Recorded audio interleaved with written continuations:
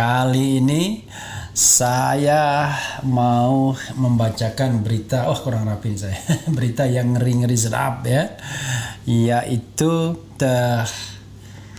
ini Kapolda Metro Jaya dituduh terlibat pembantaian Laskar FPI, Habib Rizik serukan boykot Irjen Fadil Imran. Ini luar biasa ya. Coba kita lihat, karena ini disampaikan Habib Rizik yang juga sekarang masih mendekam di tahanan dan disampaikan melalui pengacaranya Yanwar Aziz. Coba kita lihat dan kita bacakan Sobat RH sekalian ya, sebagaimana dilansir oleh pojok1.id Jakarta. Habib Rizik Syihab kembali menyerukan umat Islam agar memboikot Kapolda Metro Jaya Irjen Polisi Fadil Imran karena diduga adanya keterlibatan Jenderal Bintang 2 itu dalam kasus pembantaian 6 Laskar FPI di kilometer 50 Jalan Tol Jakarta Cikampek ya.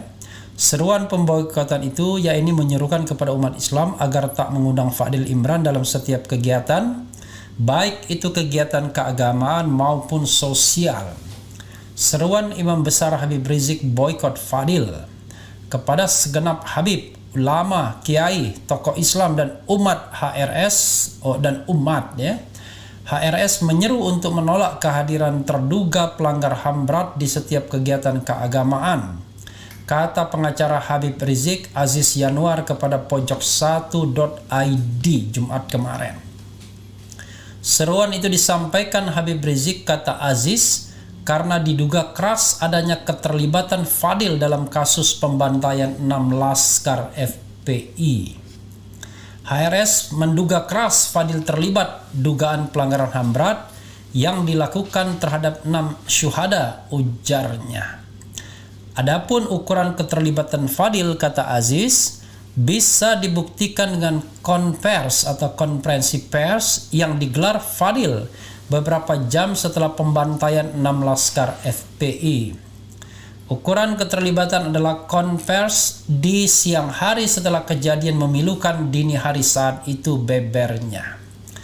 Seperti diketahui, peristiwa penembakan terhadap 6 anggota FPI itu terjadi pada Senin 7 Desember 2020 dini hari sekitar pukul 00.30 di Tol Jakarta Cikampek kilometer 50. Kapolda Metro Jaya Inspektur Jenderal Muhammad Fadil Imran menjelaskan alasan anak buahnya mengambil tindakan itu karena mobil penyidik dipepet dan diserang menggunakan senjata api dan senjata tajam oleh 10 orang anggota FPI. Dengan alasan membela diri, Fadil mengatakan anggotanya yang berjumlah 6 orang melakukan penembakan hingga mengakibatkan 10 dari 6 orang anggota FPI tewas. Terbalik nulisnya. Luar biasa ya. Mengakibatkan 6 dari 10 yang tewas. Sebanyak 4 orang lainnya pun segera melarikan diri dari lokasi. Beritanya banyak tanda bacanya kurang begitu. Oke, tapi intinya, esensinya kita paham semua. Luar biasa ini ya. Di pojok1.id. Jadi Sobat Era sekalian ya, memang terus terang saja kalau menyinggung soal 6 Laskar FPI ini, ada banyak hal-hal yang membuat kita merasa akal sehat kita hilang ya. Walaupun sekarang ini sudah ada proses pengadilan terhadap 2 tersangka, yang satu sopir mengendarai Xenia yang diduga terjadi pergulatan dan penembakan di mobil Xenia itu, dan satunya lagi yang menembak. Tapi tetap saja kita bertanya-tanya, kenapa tidak ada satu orang pembesar pun yang dimintai pertanggungjawaban? Jadi seolah-olah tidak ada yang namanya common responsibility ya. tanggung jawab komando. Seolah-olah hanya ditimpahkan kepada 3 orang dan 1 sudah meninggal dunia. Tinggal 2 lagi dengan catatan 1 sekedar driver dan 1-nya lagi yang melakukan penembakan. Sahabat era sekalian, kalau kita jeli ya, kita hanya bermain logika saja, maka memang materi konferensi pers itu jauh sekali dengan 3 fakta atau 3 konstruksi kasus yang kemudian berkembang. Pertama, konstruksi kasus yang dibuat oleh Mabes Polri. 2, konstruksi kasus yang dibuat oleh Komnas HAM. Dan 3, konstruksi kasus dalam dakwaan. Jadi ketiga konstruksi kasus itu tidak bicara tentang 10 orang. Tidak ada cerita tentang 4 orang melarikan diri. Tidak ada cerita tentang ya pepet-pepetan, tembak-tembakan dan lain sebagainya dan 6 orang meninggal. Yang ada adalah cerita tentang mobil Xenia saja yang menghabisi 4 orang di dalam mobil itu sehingga disebut dengan unlawful killing. Sementara 2 lainnya ya sudah dianggap meninggal dalam kisah tembak-menembak. Jadi kalaupun ada kisah tembak-menembak, maka menurut 3 versi tadi itu menimpa 2 orang saja yang mati. Pertanyaannya adalah apakah benar terjadi tembak-menembak atau tidak? Nah, itu yang jadi persoalan karena ketika mobil itu di stop di kilometer 50, toh penumpang-penumpangnya disuruh turun dan 2 di antara lainnya entah mati entah kritis. Kalau mereka memang memegang senjata, tentu tidak begitu caranya untuk menyuruh mereka keluar. Mungkin saja mereka ada pedang atau senjata yang bukan senjata api, tapi kalau senjata api tentu tidak seperti itu cara membuat mereka bertekuk lutut. Pasti harus dilumpuhkan terlebih dulu. Ini ada 4 orang yang masih hidup di dalam mobil, 2 entah mati entah sekarat, tetapi kan belum ada yang namanya penyitaan senjata api kalau memang ada. Jadi dari situ saja banyak keanehan sobat era sekalian. Ini kan berdasarkan keterangan dari saksi yang sudah dihadirkan yang mengatakan bahwa dia melihat petugas bercelana pendek kemudian menyuruh keluar penumpang yang ada di mobil Avanza kalau tidak salah yang ditempati 6 orang, di mana mereka yang duduk di sebelah kiri itu diperkirakan ditembak atau sudah tertembak, yaitu sebelah kiri depan dan sebelah kiri tengah. Salah satunya adalah Faiz ya, jadi sudah sekarat dulu, sudah meninggal dulu. Nah 4 lainnya bukan dilumpuhkan tapi hanya disuruh keluar dari mobil Avanza, disuruh tiarap, kemudian dibawa ke mobil Xenia dan disitulah kemudian habis atau dihabisi.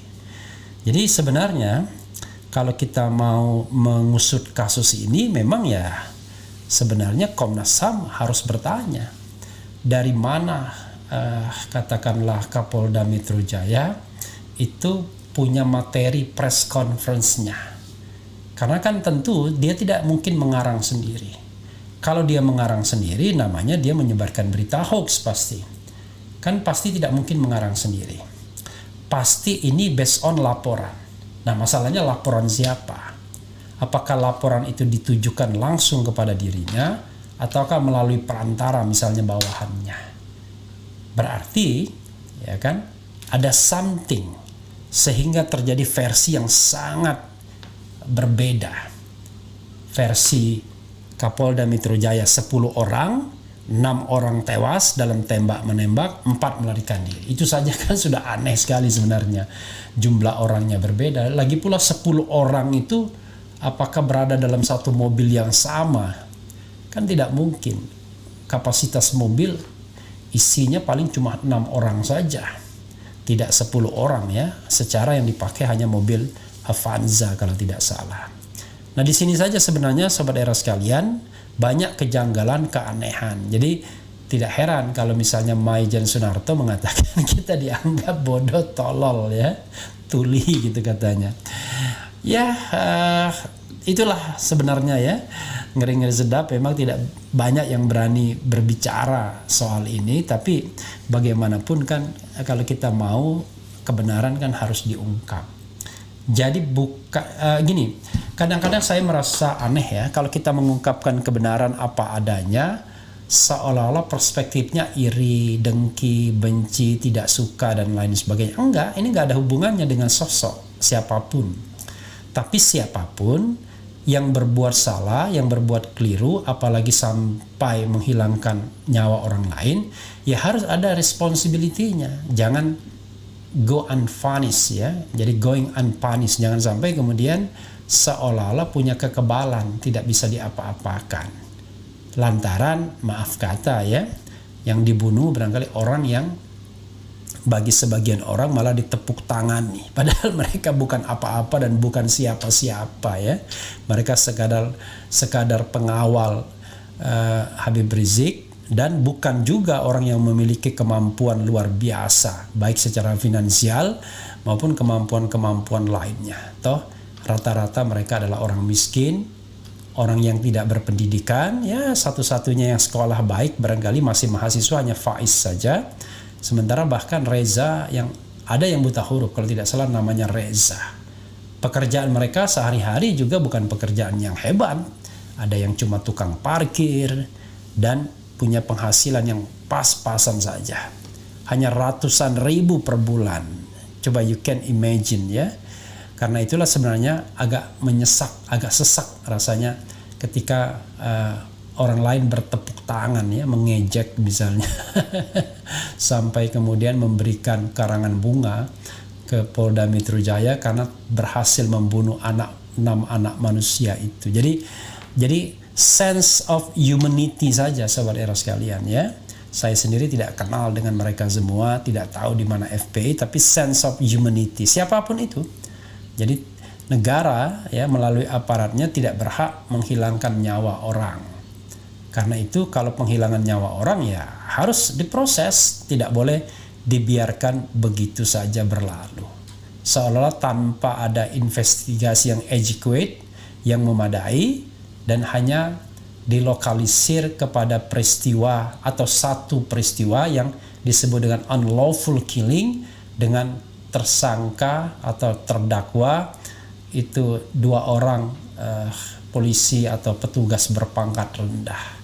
Mereka lah yang take all responsibilities, padahal tidak mungkin rasanya tidak punya struktur komando ya, begitu ya sahabat era sekalian ya. Coba kita bacakan seruan ini ya. Seruan yang disampaikan Habib Rizik pasti memunculkan pro dan kontra ya.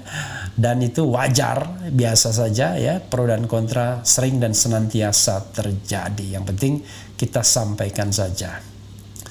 Oke, Nurdiasi TV mohon setiap minggu sekali selalu membahas KM50 Pak Era. Allahu Akbar ya. Saya kan hanya membacakan dari media massa saja. Saya tidak melakukan investigasi sendiri ya, hanya memberikan analisis berdasarkan sumber-sumber sekunder saja, yaitu di media massa. Jadi kalau tidak ada pemberitaan media massa ya paling bisanya bertanya kepada lawyernya, itu pun kalau ada perkembangan ya. Oke ya. Kemudian Allah Ta'ala sebaik-baik pengadil dan pemberi keputusan. Fadil boleh lolos dari hukum dunia, tapi jangan harap akan lolos dari pengadilan akhirat. Ya kita doakan yang terbaik lah.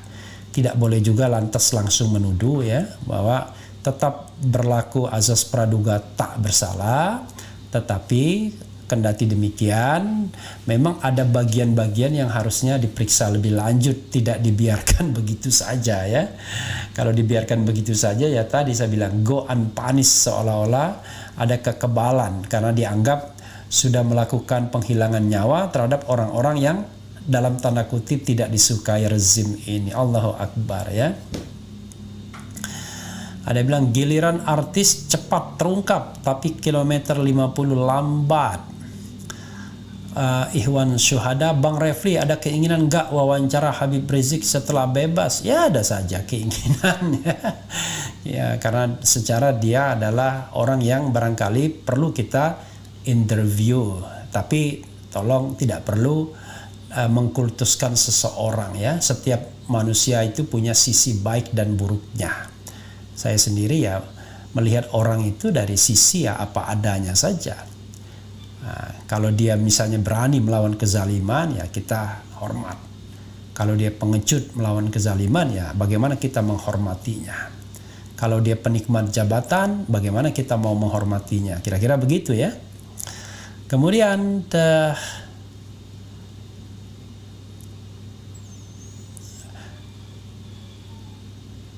sama yang indikasi fitnah juga akan diadili akhirat. Ya, itulah. Karena itu kita tidak bicara fitnah, tapi yang kita bicarakan adalah mengenai sebuah sebuah proses yang fair. Ya, seolah-olah kan tidak ada command responsibility. Jadi dalam proses hukum ya, biar paham Darsono Ono ketimbang kemudian favoritism dan lain sebagainya, harus ada yang namanya pemeriksaan yang memadai, adequate, ya kan? Dan satu hal, kita juga harus pakai logika. Masa 6 orang itu hanya ditimpahkan kesalahannya kepada 2 orang berpangkat rendah saja dengan cerita yang agak aneh. Oke. Arif Budianto, jangan berharap keadilan untuk KM 50 akan ditegakkan di negeri dagelan dengan rezim King of Lip Service. People Power atau 2024, pilih pemimpin yang cerdas dan amanah, bukan petugas partai atau pengkhianat. Allahu Akbar ya. Kita doakan pemimpin kita senantiasa dilindungi oleh Allah Subhanahu wa taala, menjadi pemimpin yang baik untuk baik sekarang maupun yang akan datang. Jadi mudah-mudahan ya siapapun yang menjadi pemimpin memegang teguh janji dan sumpahnya. Kemudian mubahala IBHRS berlaku sampai hari kiamat, insya Allah. Kemudian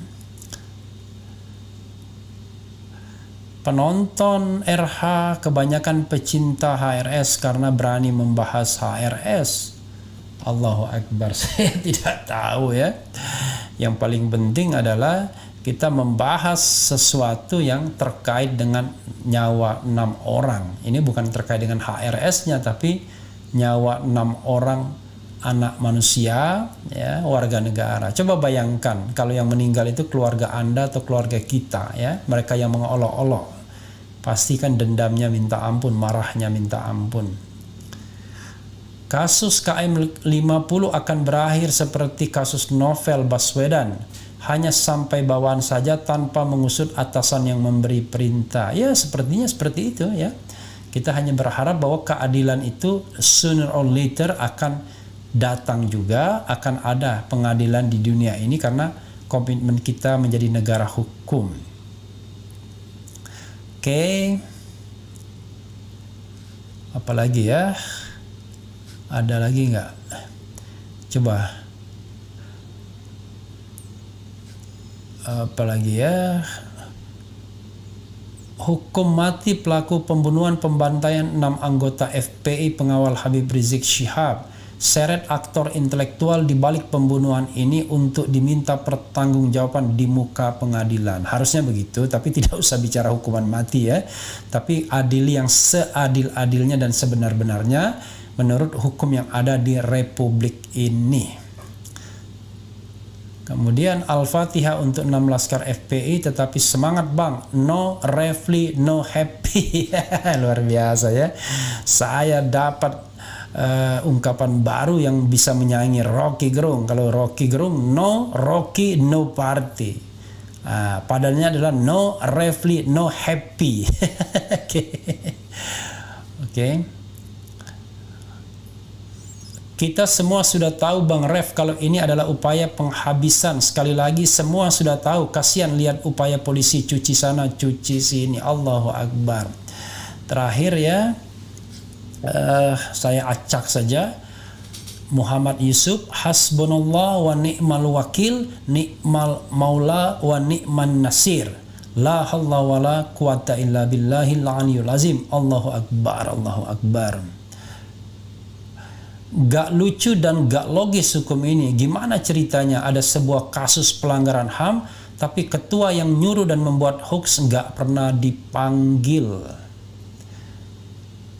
Fadil Imran harus diperiksa. Ya, that's the point ya. Masalahnya adalah siapa yang mau membuka tabir ini.